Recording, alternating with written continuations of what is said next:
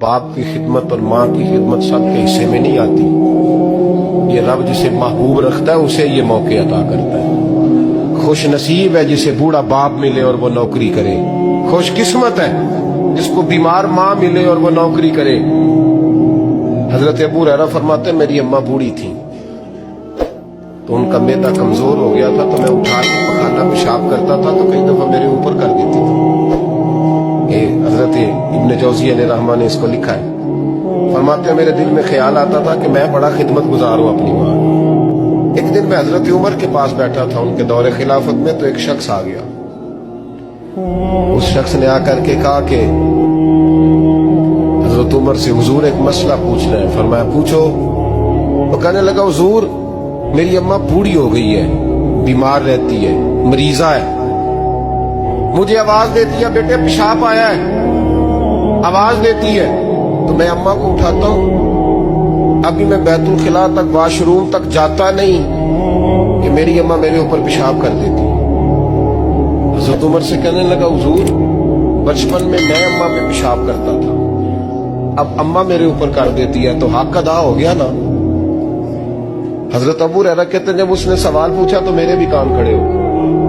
मैंने कहा ये तो मेरे वाला मसला पूछ रहा है, मेरे वाला मसला पूछ रहा है। मेरे पास एक दोस्त जुमा पढ़ने आते हैं बड़ी दूर से, मुझे कहने लगे हजरत साहब जदों भी मैं आऊना ना तुसी मेरी ही गल छेड़ देते हो, वो जो बात होती है ना बिल्कुल मेरी होती है। मैंने कहा नहीं यार जो मैं कर रहा होता हूँ वो मेरी भी होती है, वो सारे मुआशरे की होती है। हमें लगता है कि मेरी हो रही है, हालांकि वो बात हमारी सबकी मुश्तरका होती है। सुन ले और याद रख ले। हजरत अबू हुरैरा फरमाते मेरे कान खड़े हो गए। मैंने कहा इसने तो मेरी बात पूछनी शुरू कर दी।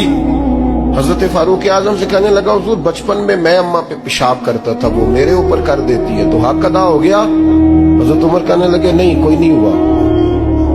उसने कहा हुजूर मुझे समझाएं, वो सारे काम जो मैं अम्मा के साथ करता था अम्मा मेरे साथ करती है तो क्यों नहीं हुआ। हजरत उमर कहने लगे भाई पेशाब तो तू भी अम्मा पे करता था और अम्मा भी तेरे ऊपर करती है, पर तेरी और तेरी माँ की सोच में बड़ा फर्क है। उसने कहा हुजूर किस तरह, तो क्या जवाब है सैयदना फारूक आजम का, लौ काना नबीय्यम बाद लकाना उमर इब्न खत्ताब। क्या जवाब है।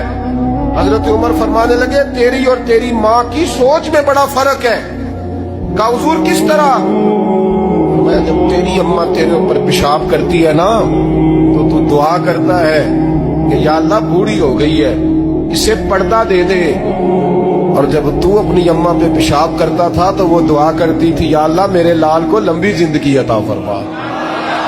फरमाया ये तेरा और उसका फर्क है। मुस्तफा करीम सल्लल्लाहु ताला अलैहि वसल्लम के सहाबी हुजूर के सामने खड़े हैं, निसाई में हदीस है, और उनके साथ ना उनका छोटा सा बच्चा है। तो हुजूर फरमाने लगे उस सहाबी से कि बड़ा प्यार है तुझे बेटे से।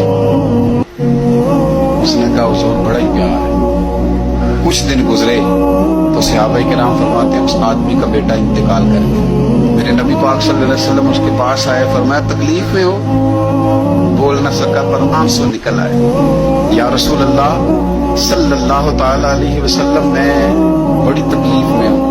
तो हुजूर ने फरमाया क्या तू पसंद करता है कि जब तू जन्नत में जाए तो तू जिस दरवाजे से भी दाखिल होने लगे तेरा बेटा सामने खड़ा हो और तेरा इंतजार कर रहा हो, तेरा पुत्र सामने खड़ा हो, पसंद करता है। वो कहने लगा हुजूर मैं पसंद करता हूँ। तो हुजूर ने फरमाया फिर तेरा बेटा तेरा इंतजार करेगा। करीब सहाबा खड़े थे, कहा या रसूल अल्लाह ये किसके लिए है, या जिसका भी बेटा इंतकाल कर जाए सबके लिए है। तो मेरे महबूब ने फरमाया ये सबके लिए, जिसका भी बेटा दुनिया से जाएगा वो जन्नत में पहले अपने माँ बाप के इंतजार के लिए खड़ा होगा।